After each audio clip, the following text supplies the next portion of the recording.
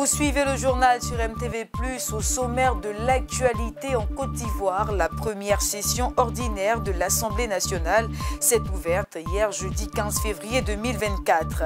Et puis 18 milliards de francs CFA sont prévus pour des projets dans la région du lac Tchad. Nous terminerons avec ce sujet de la rédaction qui retrace le parcours des éléphants de Côte d'Ivoire à la CAN 2023. Bonsoir à tous, nous débutons ce point de l'actualité en Côte d'Ivoire. Le calendrier des travaux de la première session ordinaire de l'Assemblée nationale a été adopté à l'unanimité hier jeudi 15 février 2024. Les détails dans ce reportage. 16 projets de loi seront examinés par l'Assemblée nationale du 15 février au 28 juin prochain. Les députés viennent d'adopter le calendrier des travaux parlementaires pour la première session ordinaire de l'année 2024.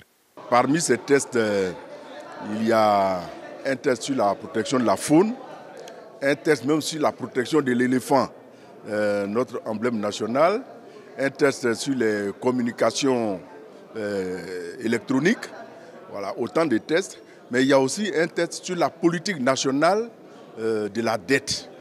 Voilà, donc ce sont des tests importants qui nous donneront l'occasion de plancher et de produire une réglementation qui puisse répondre aux attentes des Ivoiriens. Le texte qui me tient à cœur le plus, c'est le texte sur la rente viagère, qui consiste premièrement à la rémunération des anciens députés de l'Assemblée nationale. Il est tout à fait normal que, à tout seigneur, tout honneur, tout ce qui nous intéresse, nous les députés, me préoccupe au premier degré. Et en plus de cela, c'est la Commission des affaires économiques et financières que je préside, qui a pour rôle de faire l'analyse de ces projets de loi. Nous allons faire en sorte que ces 7 projets de loi soient adoptés et unanimement par les députés, à l'effet d'accompagner le gouvernement dans sa tâche inlassable pour le bonheur du peuple ivoirien. À cette séance plénière, le bureau de l'Assemblée nationale a été présenté aux députés. Il n'enregistre aucun changement. À présent, cap sur le Ghana qui fait face à une situation économique difficile depuis des années au cours du dernier remaniement ministériel qui s'est tenu mercredi dernier. Le ministre en charge des Finances, Ken Ofiri-Atta, a été limogé. Les détails dans cet élément. Ken Ofiri-Atta n'est plus en charge du ministère des Finances au Ghana. Il n'a pas survécu au vaste remaniement ministériel opéré mercredi. La faute sans nul doute aux critiques dont il fait l'objet de la part de l'opposition alors que la situation économique de son pays bat de l'aile. Dette, inflation croissante et dépréciation de la monnaie locale sont les ingrédients du cocktail qui a mis en lambeau l'économie ghanéenne. Poussant Accra a appelé le Fonds monétaire international à son chevet. Un rétropédalage pour le président Nana Akufo-Addo, adepte de la souveraineté de son pays vis-à-vis de cette institution de Bretton Woods. C'est Mohamed Amin Adam qui tiendra désormais le gouvernail du ministère des Finances au Ghana. Il a été élevé au rang de ministre d'État. Lors du remaniement annoncé mercredi, le ministre ghanéen de l'Intérieur a aussi été débarqué. Son collègue de la Santé a subi le même sort. Ces changements interviennent à quelques mois de la présidentielle dans le pays.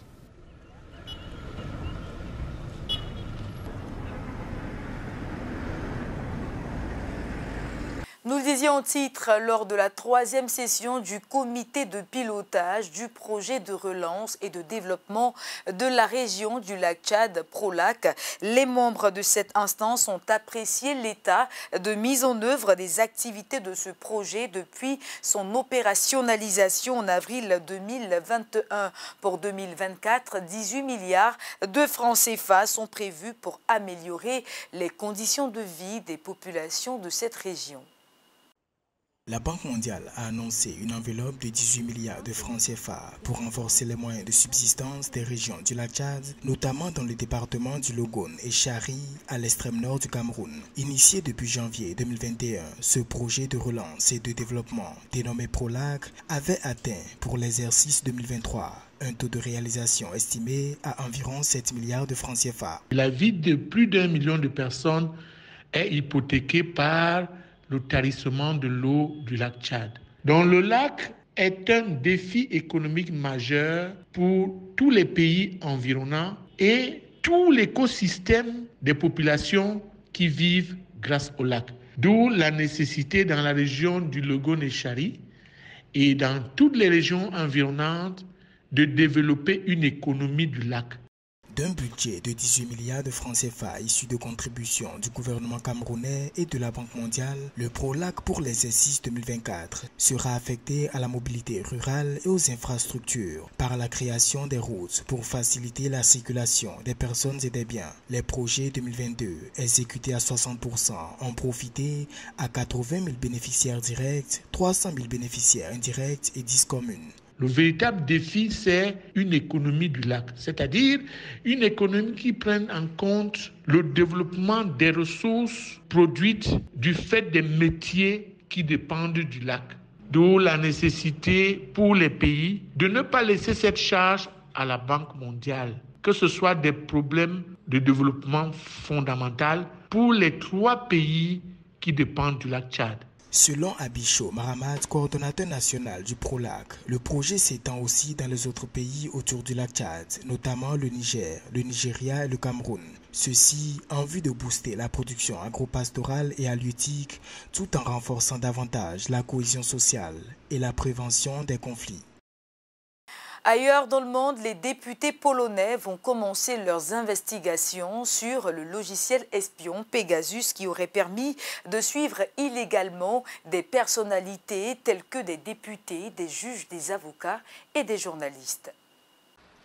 En Pologne, une commission d'enquête parlementaire va commencer lundi ses travaux d'investigation sur le scandale du logiciel espion Pegasus qui aurait surveillé un très grand nombre de personnes de manière illégale. Cet opposant du précédent gouvernement raconte comment il a été espionné dans son intimité. Chodziło o podsłuchy, chodziło o rejestrowanie też obrazu w moich pokojach hotelowych, również pozyskiwanie danych na temat operacji, których dokonywałem swoją kartą kredytową, jeżeli chodzi o usługi hotelowe i również niedoszła prowokacja. À ce stade, nul ne connaît le nombre exact de personnalités qui auraient été surveillées par l'ancien gouvernement. Cet avocat explique le caractère illégal de ces surveillances.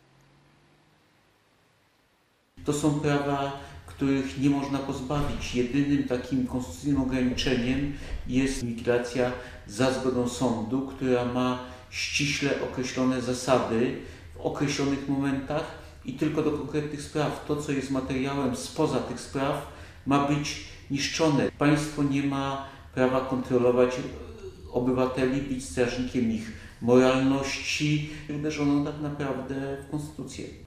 Mis à l'index, le Parti national conservateur au pouvoir à l'époque n'a jamais caché l'utilisation du logiciel Pegasus et affirme que les services spéciaux ont agi de manière légale. Pegasus jest niezbędny. Nie wierzę w to, że jakikolwiek funkcjonariusz zaryzykowałby podjęcie działań operacyjnych bez zgromadzenia materiałów dowodowych, które zostały przekazane następnie do prokuratury i następnie zostały skierowane do sądu. Mais cette procureure, elle-même victime du logiciel espion, insiste sur le fait que les tribunaux ne connaissaient pas les détails du fonctionnement de Pegasus. Sądy w Polsce, wydając takie zgody na kontrole operacyjne, nie miały świadomości i nie miały wiedzy, że tego rodzaju oprogramowanie szpiegujące, to oprogramowanie, które przełamuje zabezpieczenia telefonu, jest wykorzystywane. Na podstawie tych wszystkich właśnie informacji z wewnątrz służb, z wewnątrz prokuratury, ustaleń komisji śledczej, zostaną wreszcie podjęte takie zdecydowane i kategoryczne kroki. En 2021, un consortium de médias avait révélé que le logiciel commercialisé par la société israélienne NSO Group était utilisé à grande échelle par plusieurs pays pour espionner journalistes, avocats ou opposants politiques. Place au sujet de la rédaction pour refermer ce journal. Le parcours des éléphants de Côte d'Ivoire n'a pas été de tout repos dans cette 34e édition de la Coupe d'Afrique des Nations. Dans ce sujet de la rédaction, Rokel Abié et Lamine Traoré nous font revivre les émotions des différentes étapes franchies par nos pachydermes. Le 13 janvier 2024, la Confédération africaine de football ouvrait officiellement la chasse à Dame Coupe. Si les Lions de la Teranga, champions en titre, sont légitimement en ligne de mire et la cible principale des 23 nations invitées à la fête continentale du ballon rond, c'est finalement les pachydermes de Côte d'Ivoire qui ont été atteints de toutes parts et marqués à vie par un flot d'émotions. Sur les rectangles verts des Bimpe, de Yamoussoukro et de Bouaké, les éléphants ont vu des vertes et des pas mûres. Vainqueur des Bissau-Guinéens 2-0 en match d'ouverture le 13 janvier au stade olympique Alassane Ouattara des Bimpe, le commando de Jean-Louis Gasset inquiète, plus qu'il ne rassure. Les doutes du peuple ivoirien et des supporters se confirmeront d'ailleurs le 18 janvier 2024 face au Super Eagles du Nigeria qui assène un coup de bec dévastateur aux éléphants, 1-0. Trompe baissée, ivoire frêle, les pachydermes ivoiriens en plein doute se terrent sous des palmiers à quelques encablures de l'église Ambassade des Miracles. Le miracle se produira-t-il face à la Guinée équatoriale lors du dernier match de poule le lundi 22 janvier 2024? Au regard des statistiques de l'histoire du football africain, les observateurs et les Ivoiriens prédisent que le Nzalang national prendra plusieurs coups de trompe. C'était sans compter avec le caractère particulièrement imprévisible de cette 34e Coupe d'Afrique des Nations.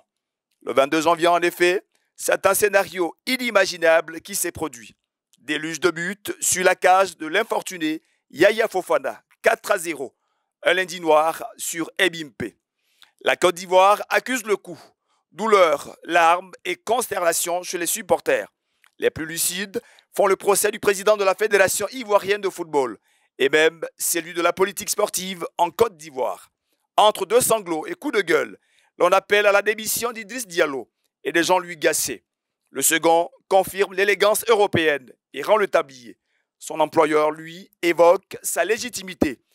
Le spectre de la CAN de 1984 plane sur la Côte d'Ivoire. 40 ans après, le football ivoirien va-t-il sombrer sous les gravats des chantiers titanesques de l'émergence? La survie des éléphants dans cette compétition dépend désormais d'une équation à plusieurs inconnus.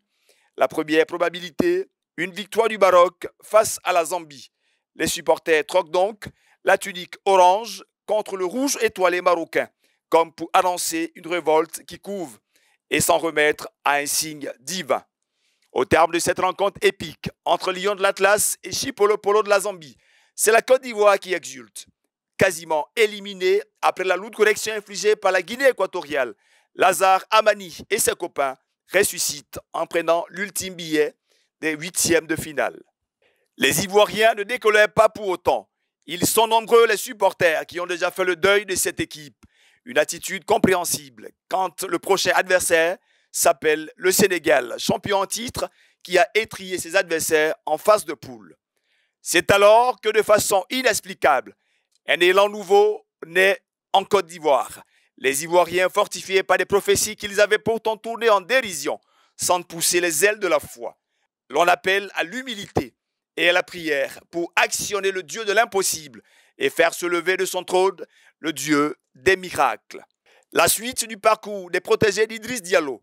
Il faut avoir un cœur d'éléphant pour le vivre et surtout survivre aux fortes émotions qui en ont découlé. Couverts de morsures face aux lions du Sénégal, les éléphants triomphent miraculeusement et poursuivent la douloureuse marche en dispersant des aigles survoltés qui auront réussi à emporter les ivoires de l'éléphant Odilon Kossono. C'est une équipe résiliente, soudée, avec enfin un fond de jeu et des schémas tactiques lisibles et efficaces qui fait face aux léopards de la RDC. La touche Emers-Faye est visible, mais les éléphants sont comme abonnés à la douleur et portés par le divin. Un geste technique venu d'ailleurs de Sébastien Haller à la 65e minute expédie les Ivoiriens en finale de la CAN 2023. Oui, la Côte d'Ivoire, sans que l'on puisse l'expliquer de façon rationnelle, s'invite au banquet final de sa CAN. Le Dieu des miracles qui aura montré depuis les huitièmes de finale sa prééminence dans le football est à 90 minutes d'accomplir ce qu'il a fait annoncer par ses prophètes depuis des lustres. Il n'en fallait pas plus pour que le sentiment religieux, mieux la foi, gagne les cœurs les plus incrédules. Pas un avis, pas un seul commentaire de spécialiste du football aux quatre coins du monde sans qu'il n'ait fait mention de l'atmosphère divine qui entoure l'équipe de Côte d'Ivoire. C'est une nation réconciliée, véritable 12e homme dans la cuvette du stade olympique Alassane Ouattara de Bimpe qui conduit les éléphants au sacre continental face au Nigeria d'un certain Victor Osimhen, rendu inexistant par le véloce défenseur Ivan Ndika.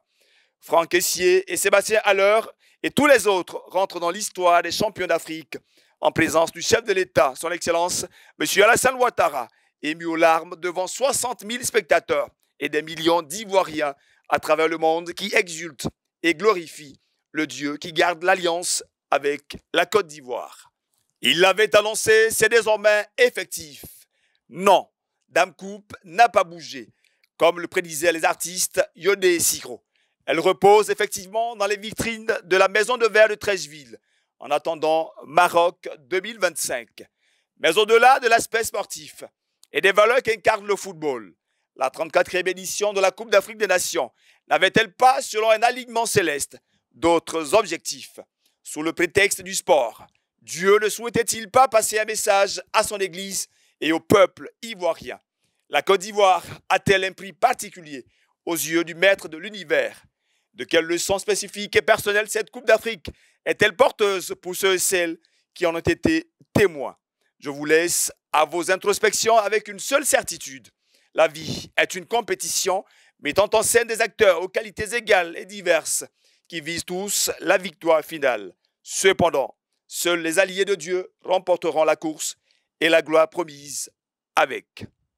C'est la fin de cette édition de l'actualité. Très heureuse de vous l'avoir présentée. Je vous souhaite une excellente suite de programmes sur MTV+, la télé qui transforme.